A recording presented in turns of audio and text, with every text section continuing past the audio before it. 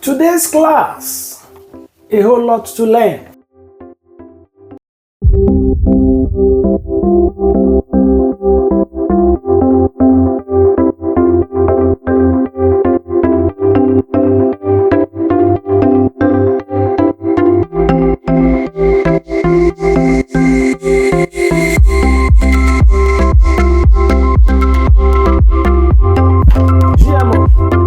Genetically modified organisms. Genetics from genes. Modify or modification, amend or edit. Let us use a simple word like edit. You are editing something, you are removing something, you are adding another thing. Organisms. That's plants or animals. How did GMO start? What is GMO? How did they get into our world? There was nothing like GMO from the outset, from the word go. How did they come by? Let us understand some bit of history. This way, we will understand where we were coming from, where we are, and where we are likely to get to. The birth of GMO came by in the 1970s, 1982 and 1994. What happened in the 1970s? It all began in the lab. Two scientists by name, Albert Boyer and Stanley Cohen, to cut and paste DNA from one organism into another organism. This was their discovery, and this was in the 1970s. No particular date was given. You can do your research further. Now, by 1982, the first genetically modified product hit the market, but it wasn't food. It was insulin. You know what they use insulin for? People with diabetes. Then came the plants. This is the major subject matter. This is where we are going. How GMO have now become our food of today. Now, in 1994, the first GMO food hit grocery stores. This was where it all began. Why GMO on crops? Why did they now extend it towards human consumption? Here their argument. When I am using there in this instance, I am talking about the global powerful icons, the people that control the world, the movers and the shakers, and many of them are not hidden. We shall come to them in due course. But for now, the major proponent of GMO in question, as far as the world is concerned, who is pushing it largely towards Africa and Nigeria by precision, is no other person but the great giant behind Microsoft, in person of Bill Gates. Yeah, what are called GMOs are done by changing the genes of the plant, and it's done in a way where there's a very thorough safety procedure, and it's pretty incredible because it reduces the amount of pesticide you need, raises productivity, can help with malnutrition by getting vitamin fortification, and so I think for Africa this is going to make a huge difference, particularly as they face climate change, the increased productivity and resilience of the seeds, most of which will come from the new scientific techniques. So the Africans, it's up in the air, and Kenya just approved BT maize. The Europeans have decided they don't want to use it, most of them, which is fine. Let us hear their argument. Why did they say they were modifying crops? Why is it necessary? Why is it needed? Why would somebody wake up and say, you know what, instead of planting tomato from the natural seed of tomato, instead of planting vegetable from the natural seed of vegetable, let us produce it in the lab. Let us produce the seed in the lab. We will plant this seed and they will give us a better outcome.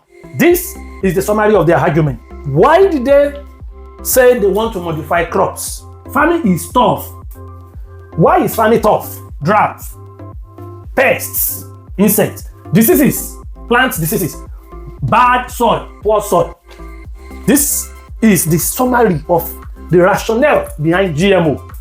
The controversies behind GMO. Why are people resisting it? Why don't people want GMO? What are the fears that people are having towards GMO? In the late 1990s, media ran scary headlines. This was in Europe in the 1990s. Activists claimed GMOs could cause cancer, allergies, or environmental disaster. The small farmers worried about dependence on modified seeds because farmers will no longer be able to plant their own seed. They will now need to buy seed from GMO companies. GMO fruits will no longer produce seeds that can be replanted. And the fear of one thing they call Monsanto. Who is Monsanto? Monsanto is famous for developing GMO crops like pest-resistant corn, soybeans, and cotton. And they have been criticized for monopolizing seed markets. They are the only one that now decide who to sell their seed to, what they sell it, how much they sell it. They have now constituted themselves as some form of a monopoly in terms of seed, crop, plant, as well as food by extension. What exactly is the interest of Bill Gates as far as this GMO is concerned? As far as Africa or Nigeria is concerned, why is Bill Gates, why did he wake up suddenly one day and he realized that this GMO will be a great market in Africa? Is it only Africa that is pushing it? Is it possibly pushing it to the rest of the world? We will see. But why is he really interested in Africa? It's not African. It's not Nigerian. It's a Caucasian. You know, Bill Gates was in Nigeria in 2024. Last year, he was also here. He was also in Nigeria in 2025. What did he come for in relation to GMO? Bill Gates, and now this is a fact, Bill Gates visited Nigeria in September 2024, where he renewed his strong advocacy for GMO. He is the one, now the man, he is the one that has been advocating for GMO from the word go. They have their way of pushing things, either through the direct door or behind the door. He committed approximately $2.8 billion in investment across Nigeria's healthcare, nutrition, and agricultural sector. $2.8 billion. He urged Nigeria to accelerate regulatory approval of biotech crops, GMO crops. Okay? He came to Nigeria in 2024. He gave them $2.8 billion. Then, he started meeting with government officials, asking them to hurry up, to quickly accelerate the approval of biotech crops. So, it's a game of tit for tat. You rub my back, I rub your back. In Nigeria, there is no form of production that is going on. Everything is about consumption. Now, the little bit of informal production that we have, which is called farming, is now being taken away from them, or is about to be taken away from them through the system of GMO. In any case, people will no longer be able to farm on their own because they don't even have access to seed. In any case, they will now need to depend on seed from America, from Bill Gates. They are able to buy it before they can make plants, before they can plant their seeds or crops. What are the persistent conspiracies? Though debunked. Alleged killing of seed-saving farmers in northern Nigeria. Certain farmers were killed in northern Nigeria, allegedly. Bill Gates company denied it. Okay? Claims that Boko Haram acted on behalf of Monsanto or the Gates Foundation. They also denied it. They shouldn't cancel it anyway. They also denied it. They should. Accusation of $10 million bribe to accelerate vaccine-related legislation. These are also conspiracies against Bill Gates. First sterilization or GMO mosquito deployment in Nigeria. All of this, Bill Gates or Gates Foundation, they denied it. But how would we know? There is no forensic audit. There is nothing. There's practically no investigation towards any of this that is made known or that is publicly exposed to the members of the society. So the least they can do is to deny, and which is what they have done. Let us see public concerns versus documented reality. Critics in Nigeria and civil society organizations, they have raised valid concerns about food sovereignty. Food sovereignty, seed dependency, and power imbalance in policy making. When we begin to buy seeds before we can plant our own food, we are no longer in charge of our food production. We can no longer produce our own food. We will now need to order or hire or import, better still. We will now need to buy seeds from overseas, import them before we can make our own plant or plantation. How does this even make sense? Investigations by media outlets like Premium Times and Lighthouse Report have revealed that US-funded PR firms, can you see? US-funded PR firms were used to counter GMO critics in Nigeria. You can read this further on Premium Times. This is why I left the source, so you can easily find, research it further. So why is Bill Gates so passionate about advocating for GMO in Nigeria? And why does this matter? Nigeria growing population. Nigeria has a growing population. over 400, estimatedly 400 million people by 2050. Currently, around 250 million people. Food insecurity and malnutrition or malnourishment. How does this bother Bill Gates, who is not a Nigerian, who is not from Africa? Why suddenly is he so concerned about the population of Nigeria that is growing, or the food insecurity and malnutrition? Why does it bother him? Now, Bill Gates' reasoning is this: without innovation in agriculture, especially in Africa, we simply can't feed the future. To Bill Gates, this is not controversial, it's common sense. Common sense that we cannot feed ourselves, we need to order food from abroad. And we don't want it, or Nigerians don't want it, but you want to bring it on them.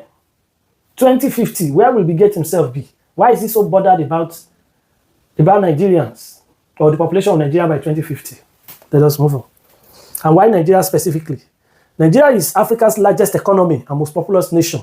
A success model here influences the continent. If they can capture Nigeria, they can capture the rest of Africa. Nigeria is already open to biotech. Nigeria approved BT cotton. This same BT is a type of GMO cotton in 2018. They already approved GMO cowpea in 2019. This was during Buhari's era. And more are in the pipeline. So why can't Bill Gates push GMOs through in Europe? Why Africa? Why is he not able to push it through in the rest of Europe? Because he faced a whole lot of resistance in Europe. Why not? And why is it so easy for him to conquer Africa? The same way they conquer Africa during the colonialism, during slavery, during religion, and all of that. Why are they always interested in conquering Africa? Food culture matters more in Europe. Many see natural, organic as part of national identity, especially in France, Italy, and Germany. So we don't see our food. Is it to say that Africans, we don't see our food as natural?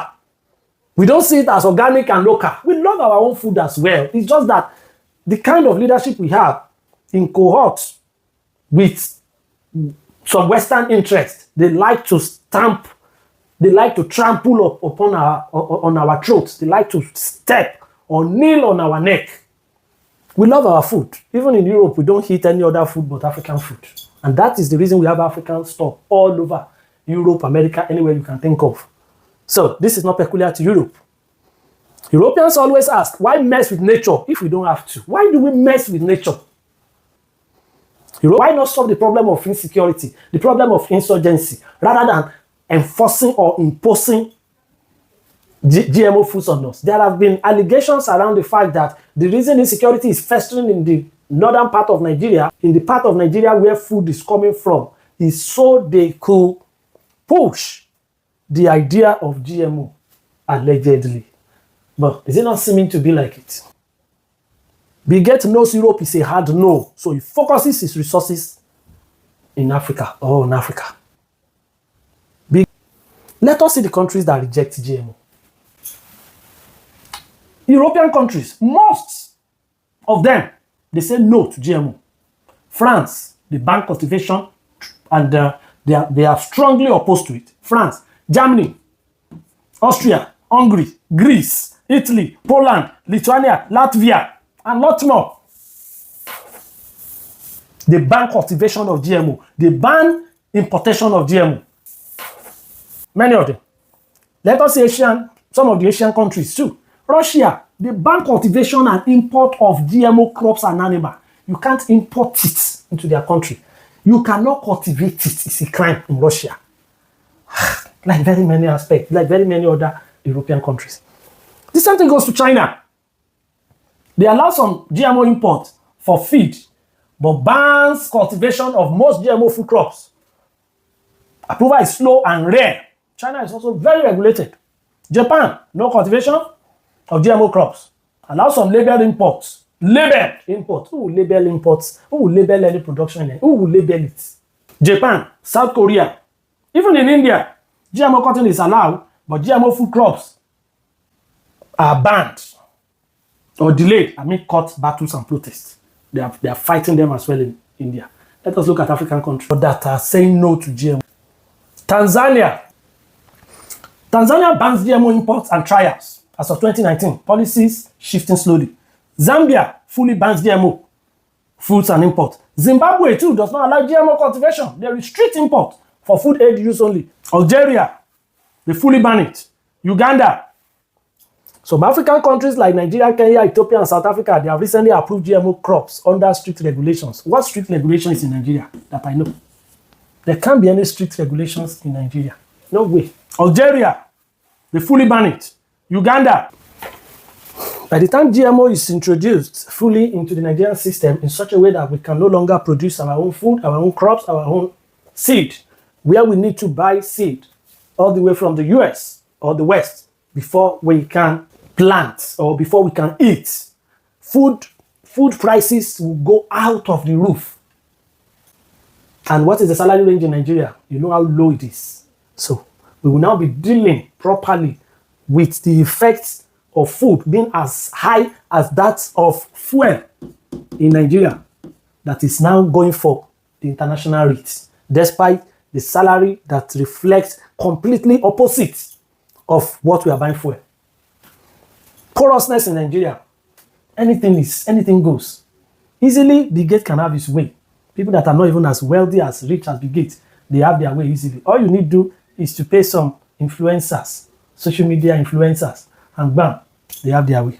Can Bill Gates be trusted?